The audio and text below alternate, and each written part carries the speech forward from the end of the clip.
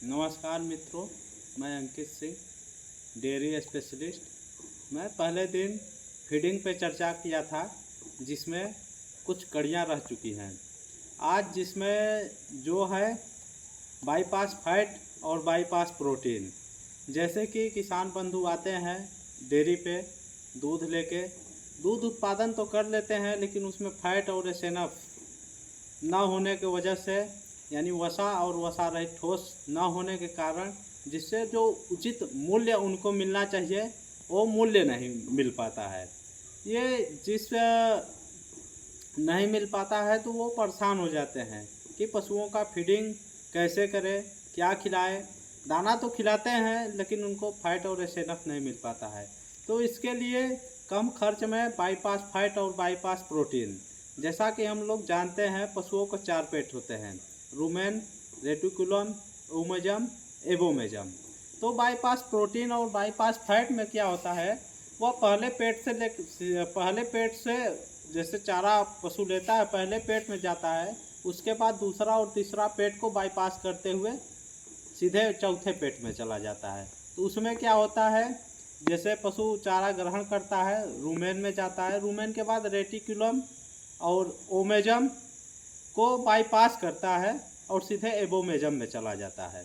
जिससे क्या होता है कि हम लोग जो नॉर्मल फीड खिलाते हैं, जैसे संतुलित आहार जिस दिन बताए थे हम, तो उसमें क्या होता है कि 70% जो होता है पशु का रूमेन, रेटिकुलम, ओमेजम में ही एनर्जी नष्ट हो जाती है, एबोमेजम पहुँचते पहुँचते चौथे पेट में, जो कि पशुओं का चौथे पेट से ही जो आंतरिक दीवार होती है वहाँ से अवशोषित होकर पशुओं को एनर्जी मिलती है, शक्ति मिलती है। तो वो 70% तो इधर ही रास्ते में ही ख़त्म हो जाती है, यानी 3 पेट में ही पेशाब के रास्ते, यूरिन के रास्ते निकल जाती है, जिससे कि एक बहुत बड़ा आर्थिक नुकसान है। तो जिसके देखते हुए वैज्ञानिकों ने बाईपास फैट और बाईपास प्रोटीन का निर्माण किया, जिसमें फीड तो वही होता है, उसको केमिकल ट्रीटमेंट कर दिया जाता है, जिससे कि जो उसका कंपोजिशन है, जो संगठक है, वह 70% नष्ट हो रहा था, वो केवल 30% नष्ट होता है, 70% पशु को, शरीर को लगता है। इसी की वजह से उसको बाईपास प्रोटीन और बाईपास फैट का नाम दिया गया। जिसमें प्रोटीन युक्त चारे होते हैं, यानी दाना होता है कंसंट्रेट, उनको बाईपास प्रोटीन, जिसमें फैट होता है, वसा होते हैं, उनको बाईपास फैट कहा जाता है। जिससे क्या होता है कि जब हम लोग पशु को खिलाते हैं तो वो सीधे रूमेन में पशु एब्जॉर्ब करता है, उसके बाद सीधे ओमेजम में चला जाता है। इसके वजह से बाईपास प्रोटीन और बाईपास फैट कहते हैं, जो कि पशुओं को 70% तक शरीर को लगता है, जिससे दूध उत्पादन भी बढ़ता है और दूध में फैट और एसएनएफ की मात्रा भी संतुलित होती है, सही आती है। फैट की मात्रा भी बढ़ जाती है ब्रीड और नस्ल, ब्रीड के आधार पर। जैसे साहिवाल है तो 5.5 से 6.5 के बीच में आता है। भैंस अगर है, भैंस को खिलाते हैं तो 10 से 14 के बीच में फैट आता है। इसी प्रकार से उनका एसएनएफ 8.5 से 9.5 के बीच में आता है। ये चीज़ तो मेंटेन हो जाता है। लेकिन फीडिंग के कड़ी में एक कदम और आगे बढ़ते हैं, जिसमें कि ट्रांजिशन फीड, जो कि हमारी कुछ गाय जो होती हैं, गर्भवती होती हैं, बच्चा देने यानी बच्चा सूंघने से पहले, यानी कि 21 दिन पहले से और बच्चा देने के 21 दिन बाद तक जो फीडिंग किया जाता है, उसको ट्रांजिशन फीड कहते हैं। ट्रांजिशन फीड में यह होता है कि बहुत किसानों का इंक्वायरी होती है कि हमारी गाय तो बच्चा दे दी लेकिन दूध नहीं दे रही है, भैंस बच्चा दे दी या कोई जानवर बच्चा दे दिया तो वो दूध नहीं दे रहा है। इसका मुख्य कारण ट्रांजिशन फीड का मेंटेन न कर पाना भी होता है। या कभी कभी होता है 10 दिन, 20 दिन, 25 दिन बच्चा देने के बाद अच्छा दूध देती हैं, उसके बाद किसान भाई कंप्लेन करते हैं कि एकाएक दूध में गिर गया। इसका वजह भी एक होता है ट्रांजिशन फीड।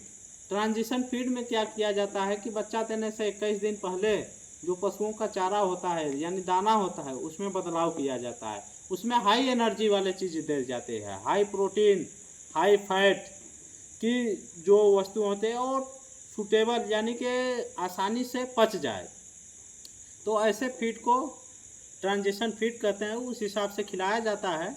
उसके बाद फिर बच्चा देने के बाद पशु 1 लीटर पे दूध यानी कि अगर संतुलित यानी आहार अगर पशुपालक नहीं देता है तो लगभग बॉडी लूज यानी कि कैल्शियम की आपूर्ति करने के लिए, फास्फोरस की आपूर्ति करने के लिए, फैट की आपूर्ति करने के लिए, प्रोटीन की आपूर्ति करने के लिए, दूध में पशु दूध उत्पादन करने के लिए जो एनर्जी खर्च होती है उसमें बॉडी लूज करता है, यानी कि पशु का वजन तेज़ी से घटता है।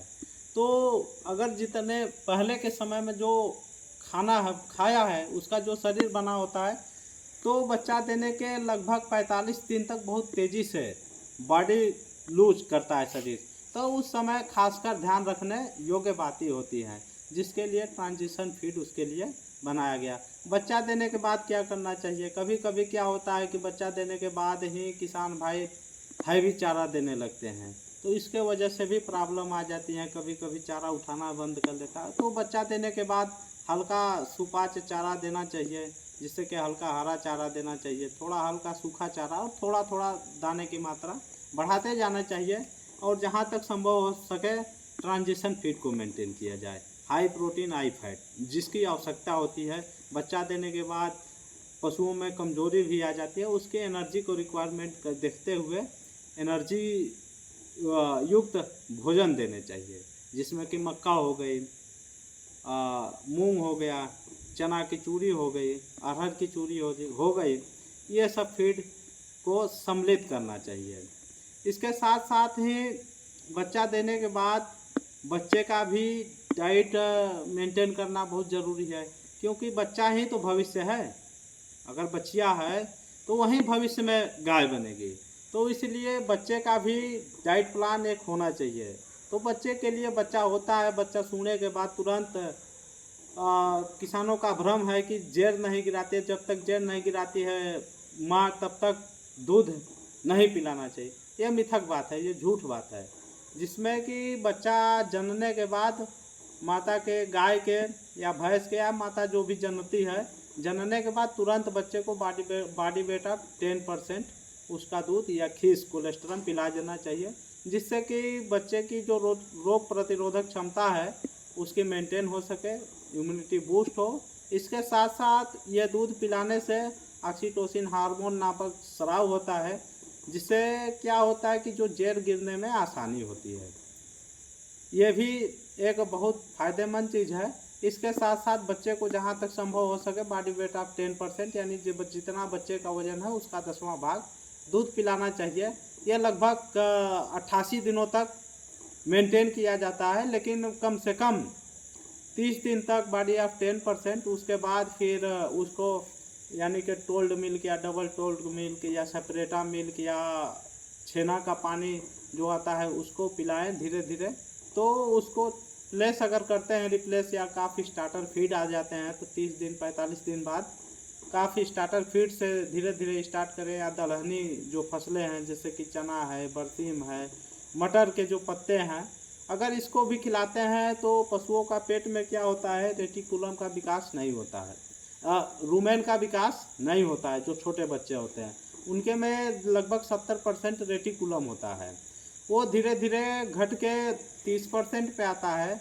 उसके बाद धीरे धीरे रूमेन बढ़ता है। यह प्रक्रिया लगभग 88 से 90 दिन में होती है। ऐसे तो जो नॉर्मल बच्चा होता है उसमें 3 ही पेट होते हैं, लेकिन चौथे पेट का रेटिकुलम का निर्माण धीरे धीरे होता है, जिसके वजह से जब चौथे पेट का रूमेन का रेटिकुलम का निर्माण हो जाता है, उसके बाद तब पशु जो बच्चा है रेगुलर डाइट फीडिंग आप प्लान पे उसको खिला सकते हैं। इस हिसाब से बच्चे को भी तैयार कर सकते हैं। इसके साथ साथ जो हाई दूध यानी कि हाई यील्डिंग कैपेसिटी की जो गाय है, उनका दूध मेंटेन करने के लिए एनर्जी की अलग ज़रूरत होगी, कैल्शियम की ज़रूरत होगी, मिनरल्स की ज़रूरत होगी, फास्फोरस की ज़रूरत होगी। इसको भी मेंटेन करने के लिए बॉडी वेट मेंटेनेंस के लिए 50 ग्राम कैल्शियम, 50 ml कैल्शियम, 50 ग्राम मिनरल मिक्सचर और एक बाईपास फैट एक अलग से आता है, जिसको बॉडी को मेंटेन करने के लिए आवश्यकता है 50 ग्राम बॉडी वेट के लिए बाईपास फैट। इसके साथ साथ हमारा पर लीटर जो दूध उत्पादन है, एक अच्छी स्वस्थ गाय है, तो उसके लिए 7 ग्राम मिनरल मिक्सचर पर लीटर से 8 ml कैल्शियम पर लीटर उसके साथ साथ अगर एडवांस फीडिंग करते हैं तो स्पिरुलिना वगैरह आते हैं, जैसे ब्लू ग्रीन एल्गी एजोला जो आते हैं उसके पाउडर एडवांस फार्म में आते हैं। तो स्पिरुलिना फार्मिंग पर लीटर 10 ग्राम दे सकते हैं, 24 घंटे में 200 ग्राम अधिकतम दे सकते हैं, जिससे वो क्या करता है, रूमेन को फंक्शन को बढ़ा देता है, जैसे फूड इनटेक कैपेसिटी जो होती है वो बढ़ जाती है, जिससे पशु चारा अधिक उठाता है, इससे एनर्जी अधिक मिलती है, एनर्जी अधिक मिलती है तो दूध उत्पादन अधिक होता है। तो ये प्रक्रिया भी किसान अपनाकर पशु का दूध उत्पादन भी बढ़ा सकता है। उसके साथ साथ पशुओं को जो रेगुलर कृत्रिम गर्भाधान के लिए हीट में आने की प्रक्रिया उसको भी मेंटेन कर सकता है, उनका स्वास्थ्य भी मेंटेन कर सकता है। धन्यवाद।